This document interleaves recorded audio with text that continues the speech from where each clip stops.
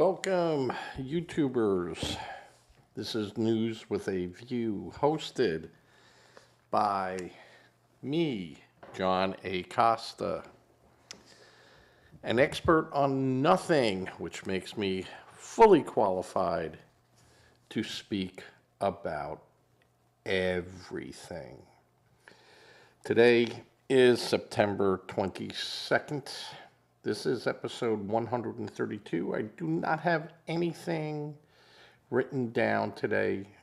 This is going to be 30 to 40 minutes of some ranting. If I switch to my favorite page here. There we go. We'll be speaking today a lot of the Charley Kirk Memorial, a lot of the tributes given to Charley Kirk, and how the media is reacting to that. Now, it was a great memorial. I liked everyone that spoke there. J.D. Vance gave a extremely powerful speech.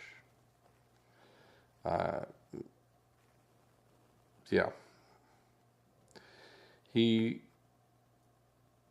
is not stepping out of the shadows of the president. The president is the president, and J.D. Vance absolutely, at this point in time, is totally acceptable with his position there. Elon Musk and Trump speaking candidly with one another off to the side. It's a big tell, folks.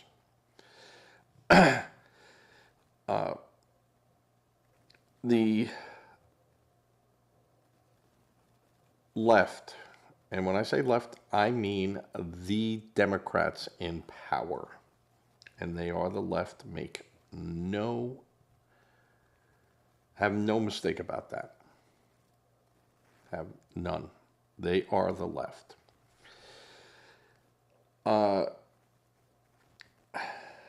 They were speaking on how Trump's speech was very divisive, and he wasn't helping the situation of rhetoric. Let's use what they're calling, when Republicans speak, it's rhetoric. So, and Trump said, that Charley Kirk, forgave everyone. And Trump turned around and he goes, that's where I disagreed with him. I dislike my opponents and I wish them nothing well. And that's not exactly what he said, but exactly what he meant. And if you were the president who was being railroaded by the political left, and they were trying to put him in jail. Yeah, I can understand him saying that, I dislike them, and I wish them nothing good. All right, I can get there. The difference is that when the Democrats were saying stuff, and the media just forgets all that, and they don't do it. And it is harder and harder to find that with Google AI because it is being filtered. And there are a lot of AI programs out there that filter it. And it's getting very difficult to find exactly what you're looking for because it generalizes everything. And then you have to start digging deeper and deeper, but it won't let you. Now, you can remember the Democrats all screaming, Trump must be stopped. By any means, the Republicans have to be halted. This is, by any means. Schumer. And Schumer is still saying, the most ridiculous comments.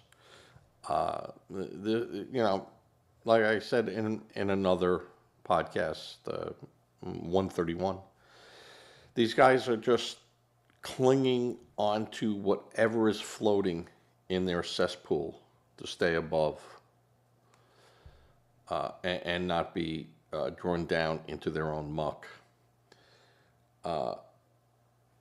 The Democratic Party today is disgusting. It's violent.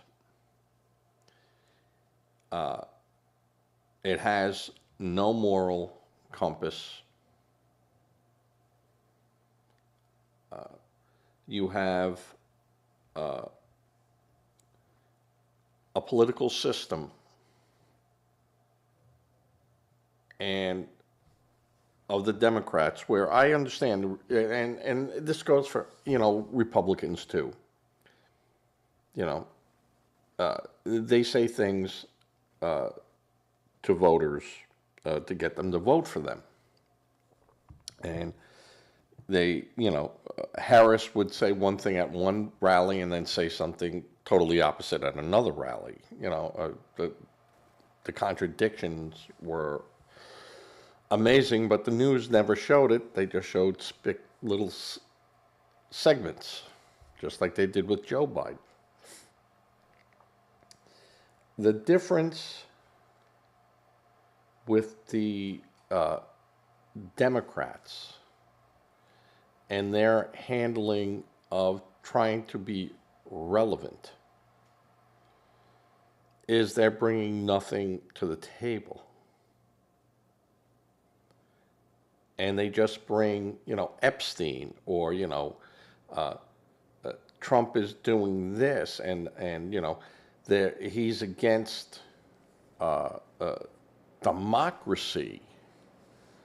And that's the furthest from the truth. He's using the courts. He's using our laws. He used our laws. And won.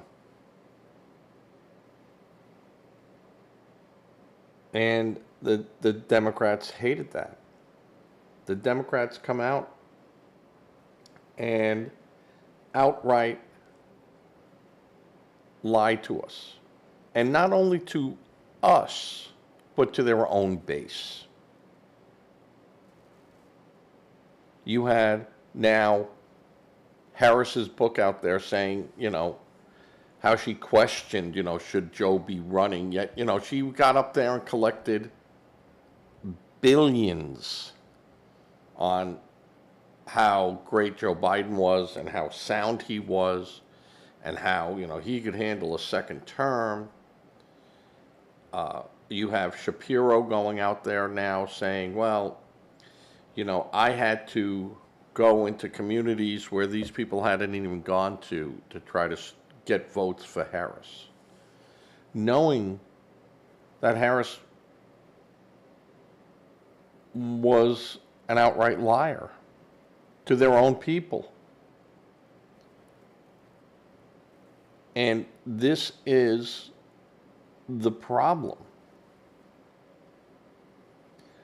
The Democrats can't be trusted. President Trump, since the day he lost his election, said exactly what he wanted to do if reelected.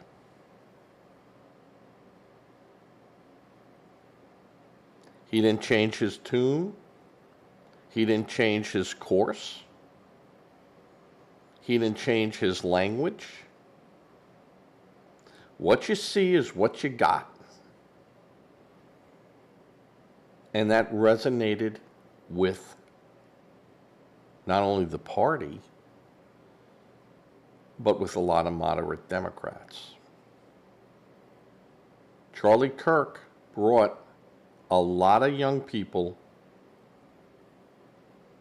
into the fold.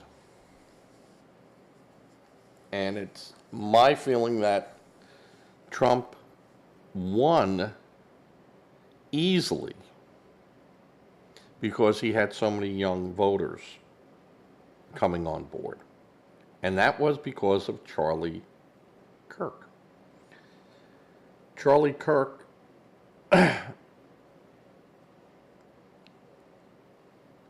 is being portrayed by the left, by the Democrats, as being a racist, a homophobe. You know, everything under the sun, which is, of course, not true. He wasn't a homophobe. He wasn't a racist. But if the Democrats couldn't use that as a means to attack him, what could they say about him? What could they do? They would have absolutely nothing. So they went to their old playbook, where, oh, if you think being gay is, or you're a homophobe. No, you're not a homophobe. It's just wrong. I'm not afraid of you. You know, it's just wrong. If you're transgender, I'm not afraid of you. I won't run and scream away from you if, you know, but I will tell you, I think your lifestyle choice there is not normal. And their argument, well, you tell me what normal is. Well, I will. And so will a lot of people who believe in the Bible, who believe in the Torah, who believe in the scriptures of Islam. Will say that this is what we believe in. Now, you could take argument with that, but that is a person's belief. Now, you know, you can go and say, well, Islam, you know, will kill homosexuals or gay people or, you know, transgender. And in some of the Islamic world, that is true. But in many parts, it's outlawed. You will be arrested because you are mentally immoral. And under Sharia law, you know, you could be dealt with. And that's Sharia law. That is the law that these people live under. That is their law. Now, in Judaism, you don't have that. And in the Christian faith, you don't have that. You don't, you know, we don't have, or I wouldn't say we didn't have inclusion of those people.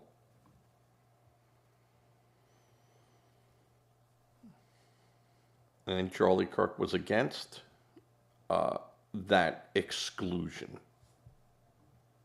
You know, God will love you if you have a mental problem. God will love you if you have cancer. Both are an illness. God doesn't turn away from you. Jesus doesn't turn away from you, and neither should the faith. That was his. How more peaceful?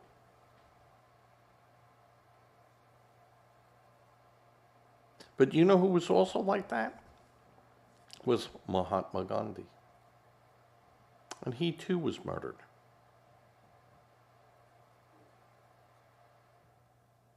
Who else was like that? who was murdered. Take a look.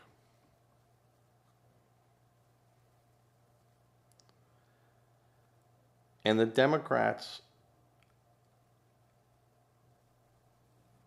who, moderate Democrats in power, of course, are against violence. They don't want that. That is not what they're looking for. But you have the fringe element that has taken root in the Democratic Party that calls for violence. The ends justify the means. And you could say, well, look at the white supremacists. Well, they're not part of the Republican. They might vote Republican, but they're not part of the everyday makeup of the Republican Party.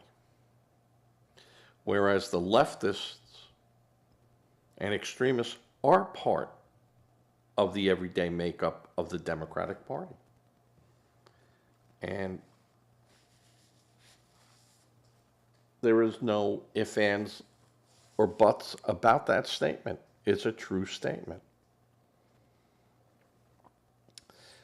I think, and I said this the day after Charlie Kirk's assassination, that this is a turning point, a watershed. Those were my exact words before I heard anyone else say it. That the American people are going to go into that voting booth and are going to decimate the Democrats. The Democrats can say, oh, look, we're winning over here. We had a special election over here. Well, those were in basically blue strongholds. You didn't gain anything. You didn't lose anything. There was some gain by the Democrats in the House of Representatives, but that won't be long-lived. And it won't be enough to change the majority vote.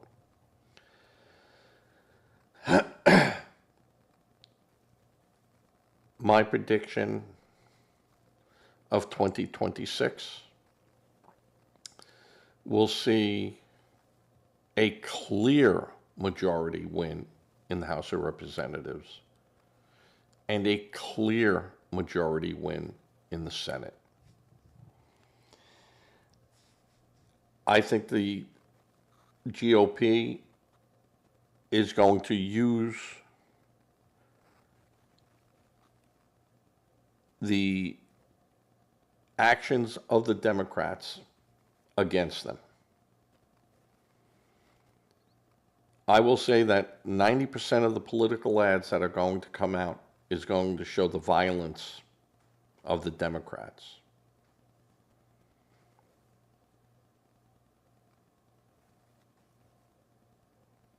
We'll have Democratic leaders out there on the news, taken from the news. No justice, no peace.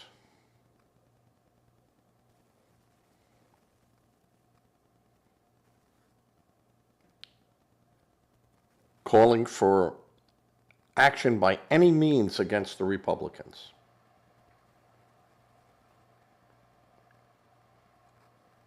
About those that don't agree with the Democrats or the left.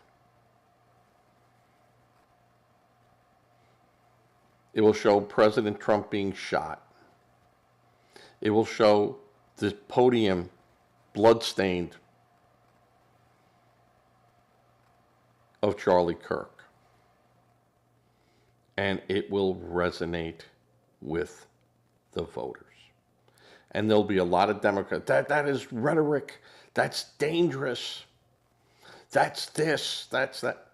Well, is it also not the truth?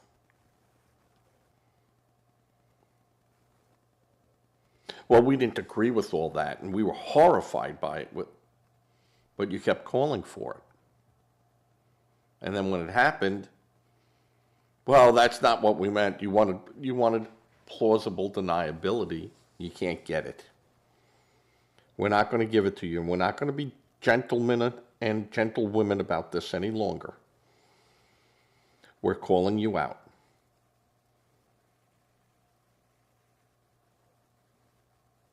We are calling you out. We don't think gays should be treated any differently than any other citizen, or a transgender any differently, or a cross-dresser any differently than you would treat or give any other of our citizens rights. Mentally ill people have rights.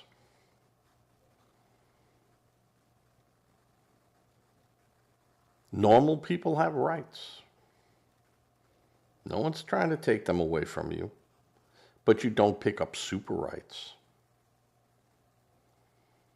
You don't get rights that no one else gets.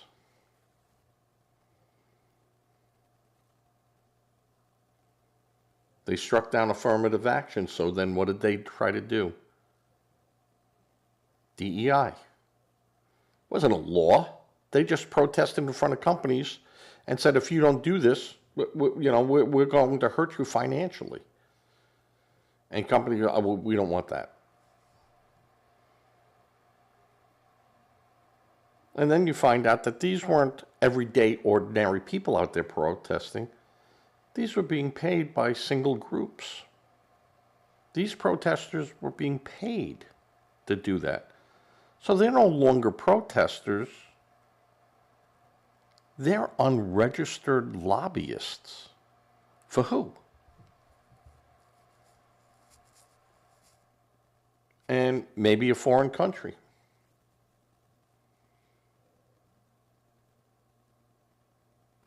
Or persons that are not American citizens. So they're doing the work of a foreign agent. Why aren't we looking at that?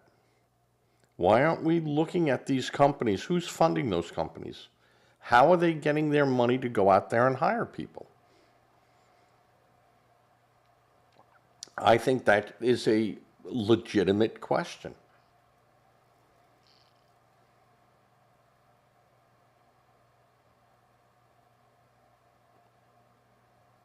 We should be able to know that.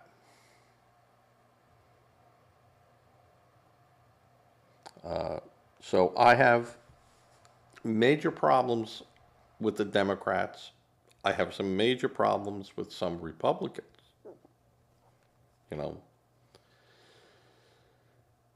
That are, using Epstein as a springboard to stay relevant with their voters, and trying to get some Democratic voters to cross over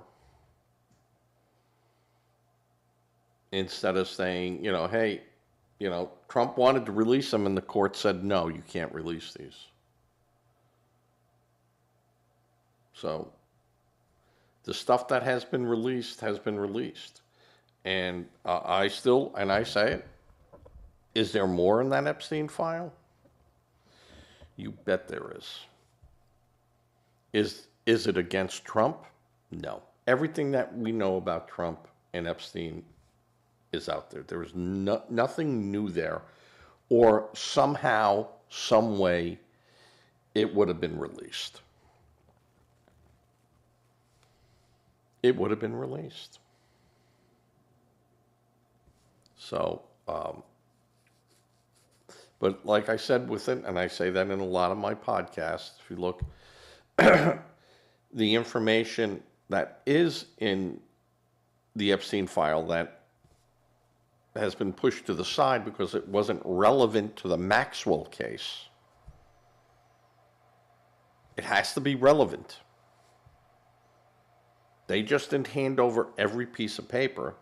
They had to hand over papers that were relevant to the charges against Maxwell. That's it. That's all discovery they need to do.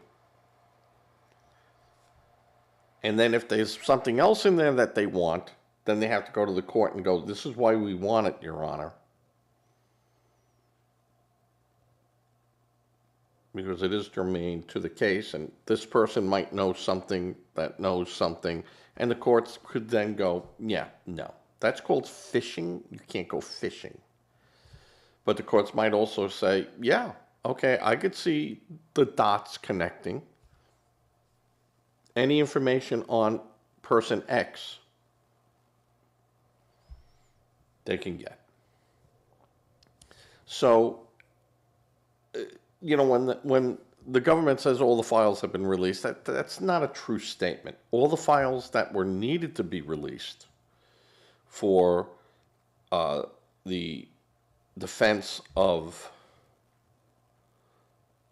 Ghislaine Maxwell were met. Now, if in any of those paperworks that were not given, there was information that would have shown Maxwell's innocence and it was not given, that's a problem. But if there was information in there that showed that it was a wider network, no. Unless they could connect the dots on people. And the argument would be, well, how do I know there's even dots there if it's not given to me for me to figure out? It's a fair question. It's a fair question. But most of the people on that list now are just people that did business with him. Remember, this guy was a procurer. And not just of young, legally aged women who had gone to the island and other places freely, willfully, and being properly compensated for. But just doing business with him. Having people that could get together, and normally they wouldn't meet, but he gets them together. He was a procurer. And he was good at it, got paid well. Now, he also gave information to Mossad. He gave information to the CIA. If he did any of his dealings inside the United States, he gave that information to the FBI.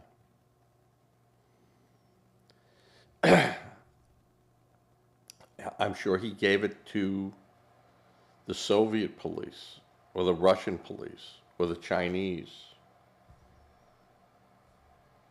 Hey, how much is it worth to you?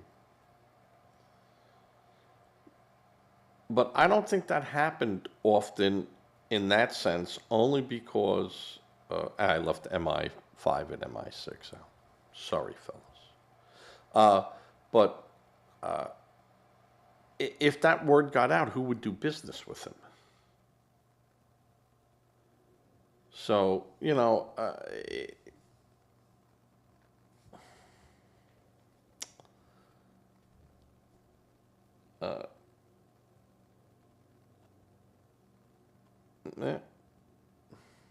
sex sells. And ice cream always tastes great, but even tastes better for a lot of people with sprinkles, whipped cream, and a cherry on top. That's life, baby. You don't like it, you can pretend it doesn't happen then. All right, that's 30 minutes of me ranting here. But my main thing is the speech is given at the memorial, and it was a celebration of Charlie Kirk's life. It might have struck some people as, it was almost like a party like atmosphere. But if you've never been to a celebration of life, you wouldn't understand that you know, making jokes and laughing and being serious, but celebrating, Charlie Kirk's life, um, and acknowledging that he was murdered by a very bad person, allegedly they caught. And when the facts come out, they'll come out. Did he act alone? Was this part of a group? Who was he contacting? Who was in contact with him? Um, you know, I think those are all questions that anyone wants answered. So um, I can't see people being disturbed by that. I don't. I can see people being disturbed that they think that there should have been a very somber moment, and uh, but for Charlie Kirk, this was a celebration of his life and the things that he believed in, which wasn't. We all have Judeo-Christian values here. It's what we were founded on. And we celebrate life, and we celebrate the lives of people that pass. That's what we do. You could be sad and you could be upset. I think the telling moment is when Charlie Kirk's wife said, "I forgive the shooter because that is my faith."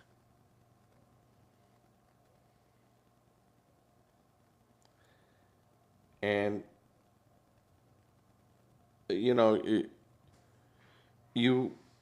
it's hard for the Democrats to say that these people are hateful.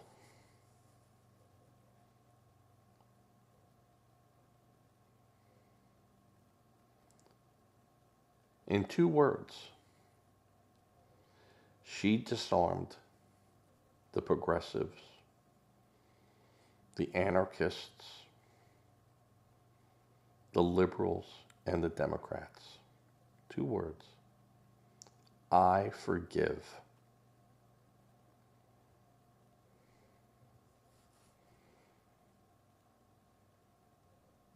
Very powerful words. And I think that the opportunity, and it's not going to be lost on the GOP. I'm not saying that I'm all in on using that event as a springboard. But I think using the facts as a springboard and as a warning that this is what these people want.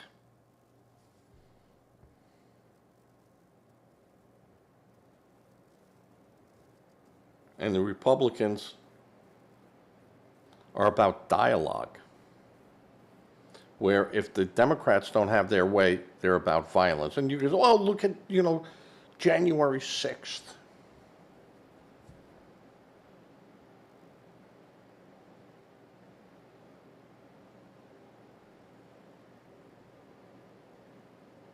None of those protesters shot anyone. Did it get out of hand? Sure did. Were they warned that it was going to get out of hand? Yes, they were. And the people that should have been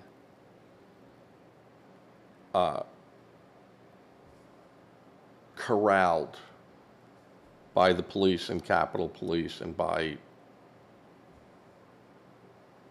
law enforcement, the people in power said, no, we're not going to do anything about that. Capitol Police held doors open.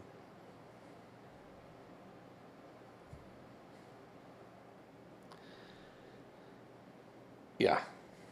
what happened January 6th cannot, and if the Democrats dare use that as an example, that will be game on for the Republicans. But you know the Democrats have already gone there with it. This is game on. And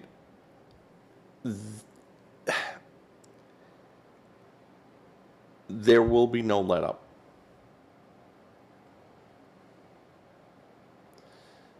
The money that's going to be contributed to the GOP National Fund is going to supersede anything we have seen before.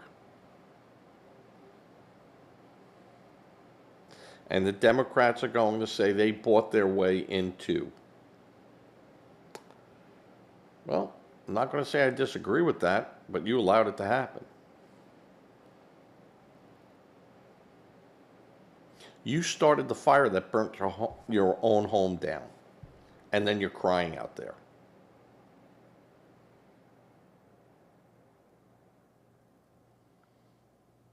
You started the fire, Democrats, that burned your home down. No getting away from that.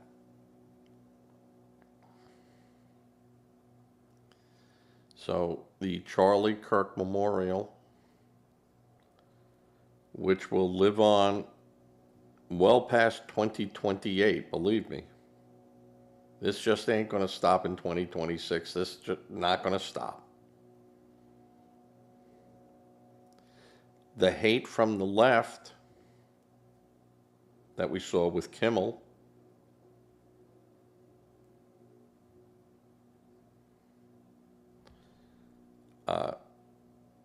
I think ABC's in a boatload of problems because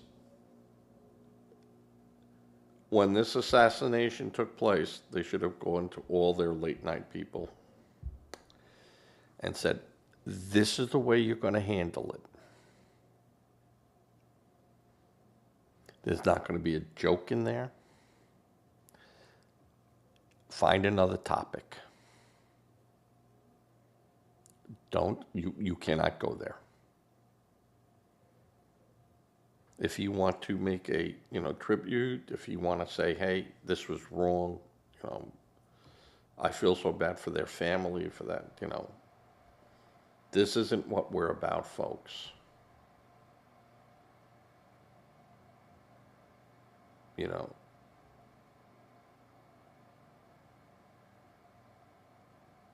But it's hard for them to do that. It's hard for them to come back from where they've been to. Where if we're going to beat you as Republicans, we're doing it in the voting booth, not in the streets. That will be the theme. That will be the mantra. That will carry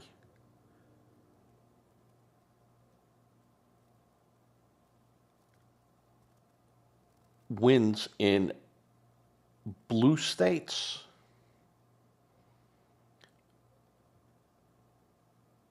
By killing Charley Kirk.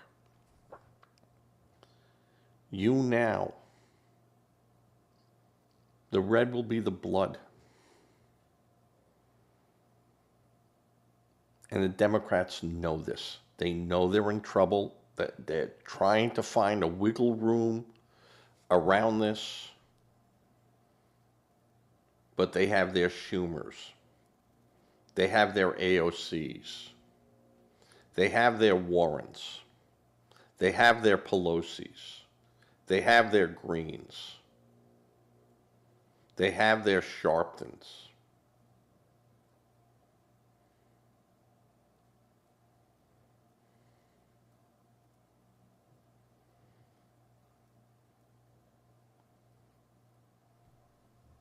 You have Schumer saying things.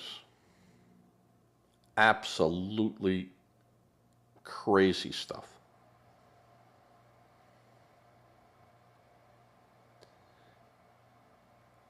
You have Jeffries trying to contain it.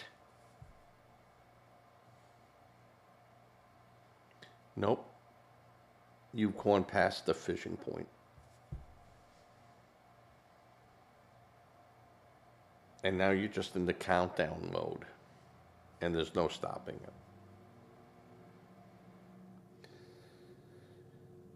Like I said, Democrats, you lit the fire that burnt your own home down.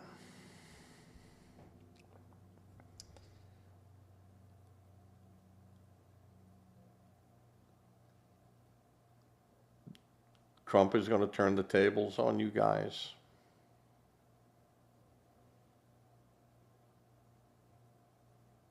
And you'll be screaming, Epstein, Epstein, and people are going to go,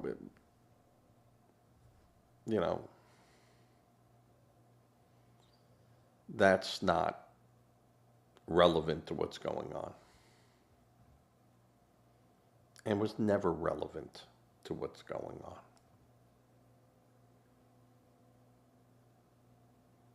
Knowing if Jeffrey Epstein hosted Democrats or hosted Republicans or liberals or whatever, not going to change the price of gasoline or the cost of eggs. It's great for tabloid news. Sex sells. Always has, always will. So, I think that the best bet for liberals, progressives, anarchists, and Democrats is basically say nothing. But saying nothing can also speak volumes. And this is the problem that the Democrats now face. Violence. Political violence. And moderate Democrats, you have to stand up. You have to say, we can't have this. And do you know what only moderate Democrat has been saying that for 2.5 years? John Fetterman.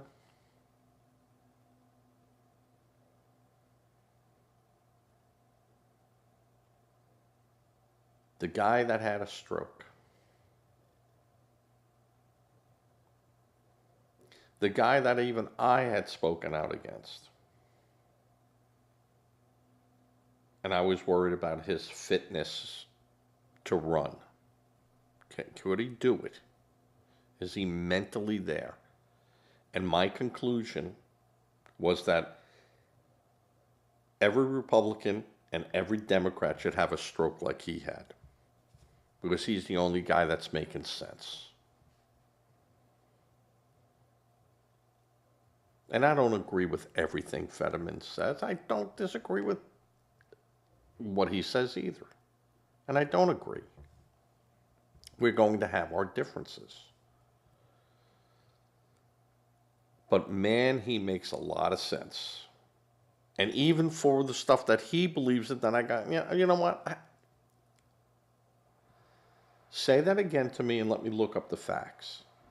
And you go, all right, there's meat on that bone. I can get there.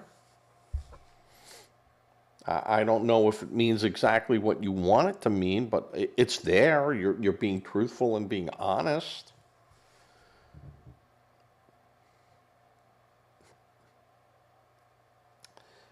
They're far and few between. Shapiro, he's tainted now.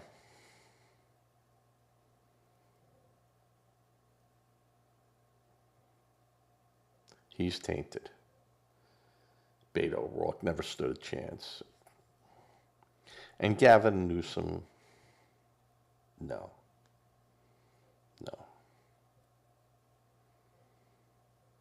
He, you know, he'll try to portray himself as Slick Willie, and it won't work. there's just too much. He's got too much baggage. So they're going to have to start looking for a new Democrat.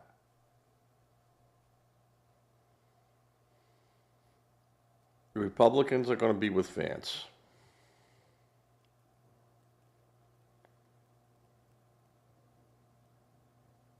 And just so you know, and I made this prediction way back in November, that if there is an opening on the Supreme Court, guess who that's going to be, folks? Theodore Cruz.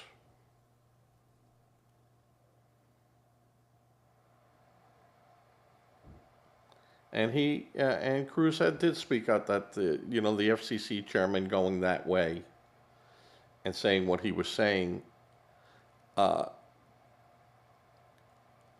not a good look.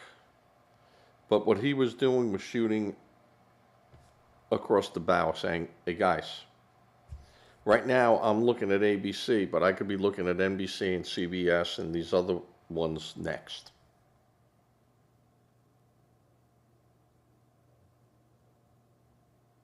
So, was it a threat against ABC? No.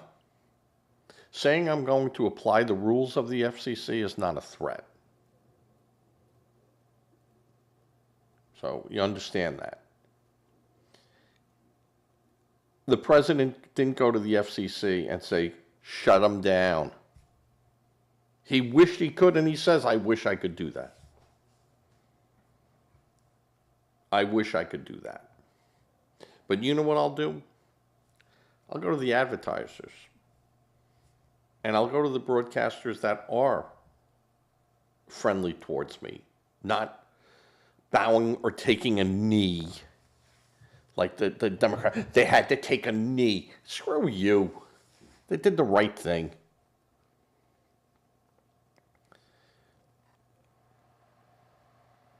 And we'll hurt you in the pocketbook.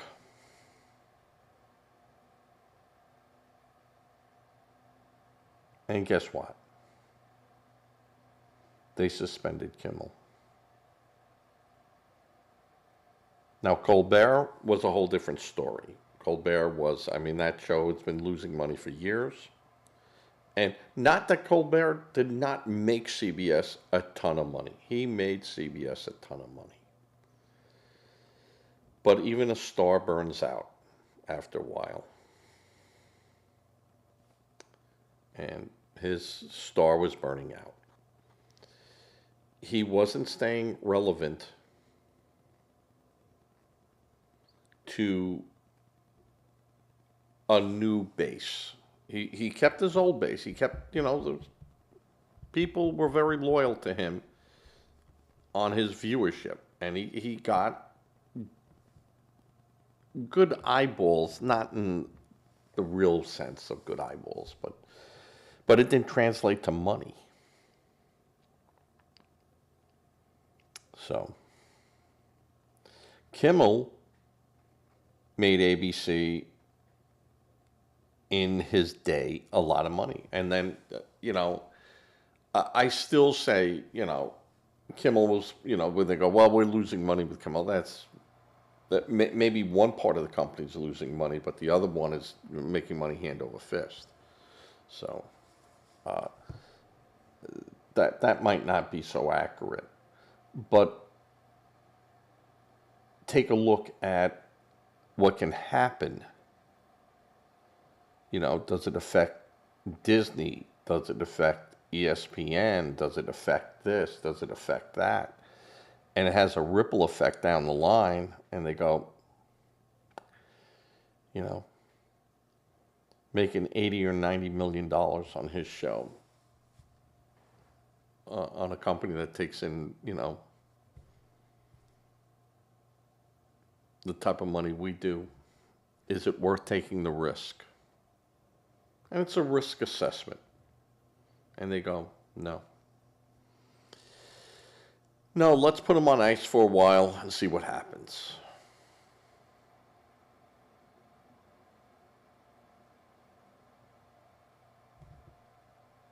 And in Colbert's case, the company just said, "Hey, listen, we're telling you now we're not interested in renewing your contract." And he must have known this, and anyone at CBS was knowing that this guy's days were coming to an end eventually. They all do. And it ends.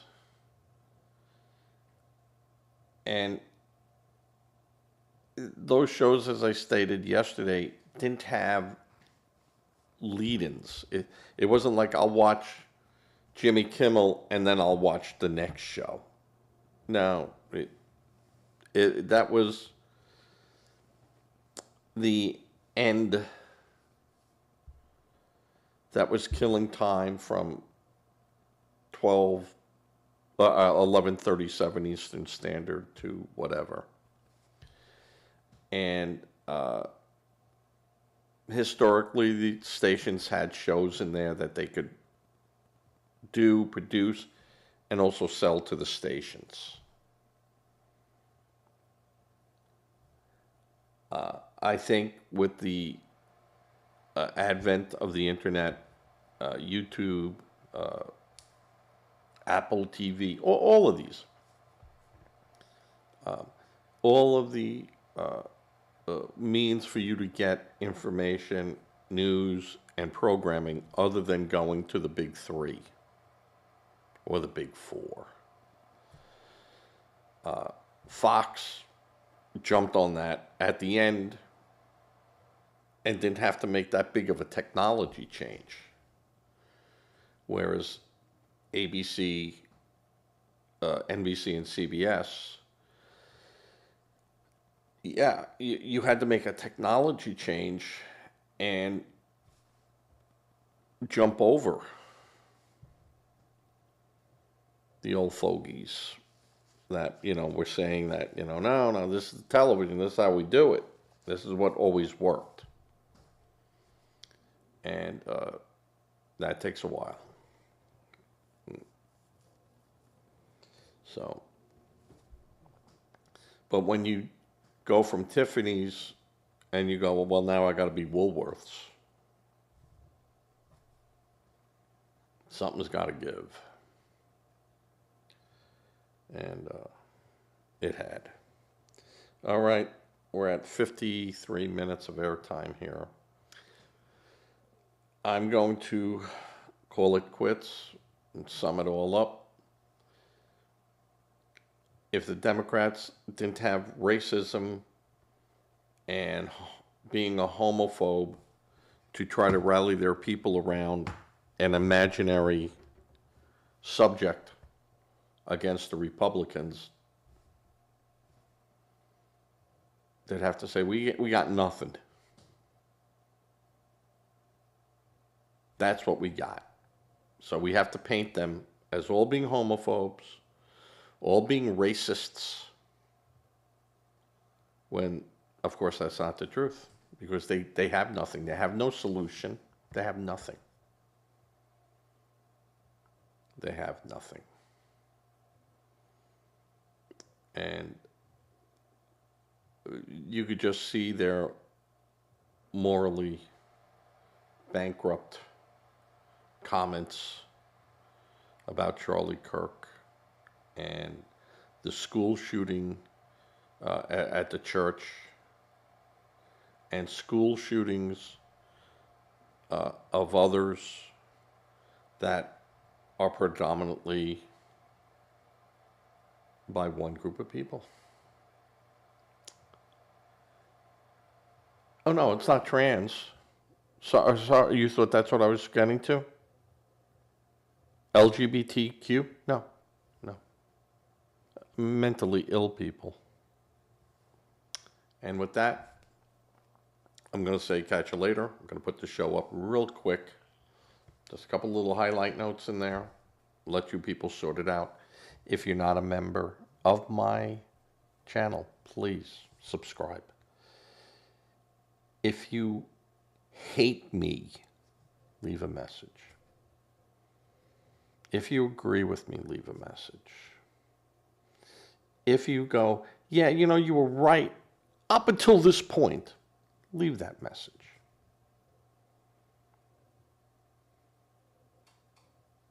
You go right on my channel and leave a message.